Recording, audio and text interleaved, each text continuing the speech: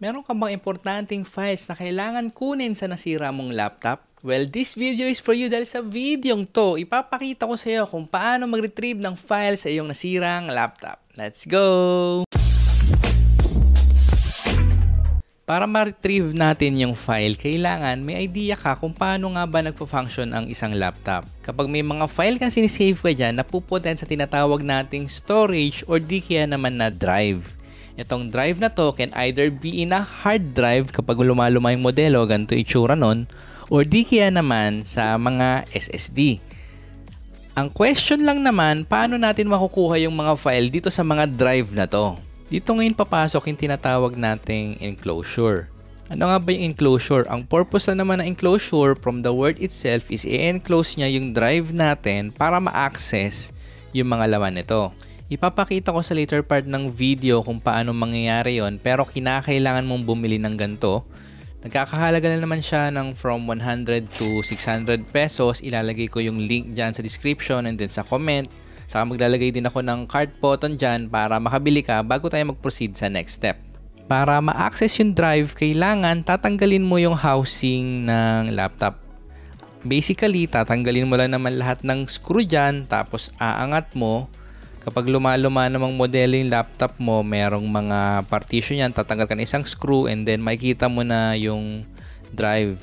Kung wala ka pang experience sa pagbabaklas, wag kang kakabahan kasi meron akong ginawang very detailed video para sa mga noobs na pwede mong sundan. Ilalagay ko na lang yung link dyan sa baba. Panoorin mo muna yon and then bumalik ka na lang dito kapag nabaklas na yung laptop mo. Kapag natanggal na yung bottom cover, ilolocate na natin ngayon yung drive. May mga ibang laptop, dalawa yung slot niyan. Merong mga M.2 slot na may kasamang SATA.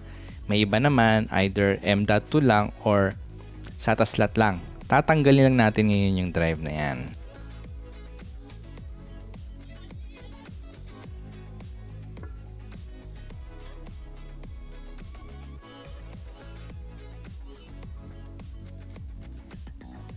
Kung yung SATA slot ng laptop mo medyo weird, katulad nito, naka-flex yan. Supposedly kasi ang itsura yan, may slot dito, hinuhugot. Kapag ganito yan, kailangan tanggalin mo yung additional na nakakabit dito sa drive para ma-access natin yan or ma-connect sa enclosure. Tatanggalin mo lang naman to and then slide up mo lang yan.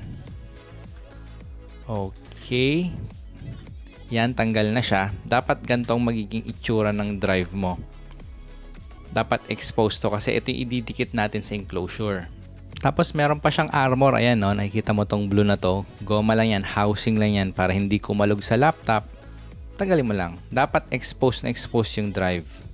Ito na yung drive. Isasaksak na natin ngayon siya sa enclosure. Dito tayo mag-start sa NVMe. Slide mo lang naman yan. Hindi ka magkakamali dyan kasi mas maliit, mas mahaba. Ganon din dito sa enclosure. Mas maliit, mas mahaba. Shoot mo lang yan, parang Lego lang. Okay, slide. And then, i-lock in place mo lang siya.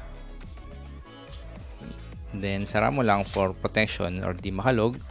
Dito naman tayo sa 2.5 hard drive. Ito. Tanggalin mo lang ito.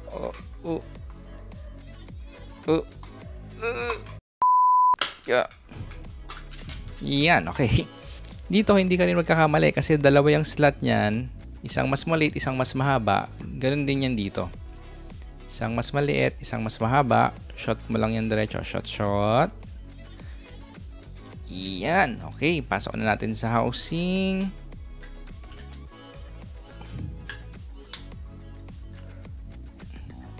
Okay. Alright. Next is kukunin natin yung cord na kasama sa package. Sasaksak mo lang yan. Isa lang naman din saksakan. Di ka magkakamali.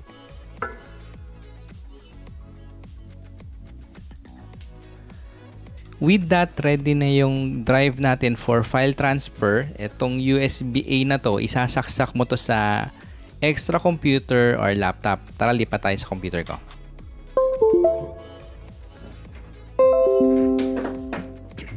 Ayan, may lalabas ngayong autoplay dyan. I-click mo lang yan. And then, continue without scanning.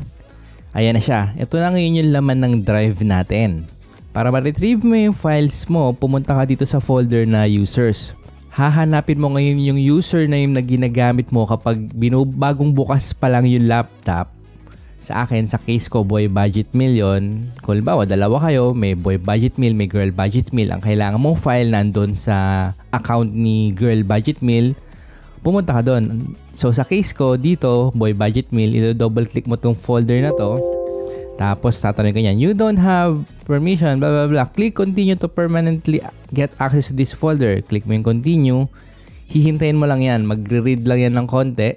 Few moments later. Ayan, makikita mo na ngayon yung mga essentials folder doon sa unit mo. For example, yung file mo nakalagay siya sa desktop, i-click mo lang tong folder na desktop, double-click mo. At ayan, makikita mo na yung mga files mo dyan. Wow, programs, ayan. Or kumare, COVID, ayan, mga documents mo.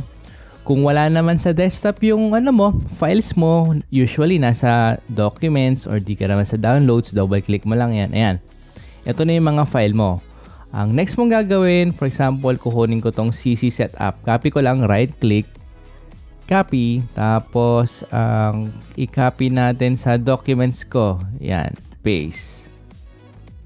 Ayan, hahanapin mo lang dyan kung saan man nakalagay yung mga files mo and then i-copy mo lang at ilagay mo sa, kunwari, sa USB or sa desktop para madali mong maalala. At ganun lang kadali mag-retrieve ng file sa iyong nasirang laptop. Kung nagbabaka sakali ka pang maayos yung laptop na yan, or di kaya naman may iba ka pang problema sa laptop, computer, cellphone, consoles, marami akong mga videong ginawa na palagi kong matutulungan ka. I-check mo na lang sa YouTube channel natin sa Boy Budget Meal. And kung meron ka pang ibang katanungan, comment down below, sasagutin natin yan. At hanggang dito na lang muna ako. Kita tayo sa susunod kong video. Paalam!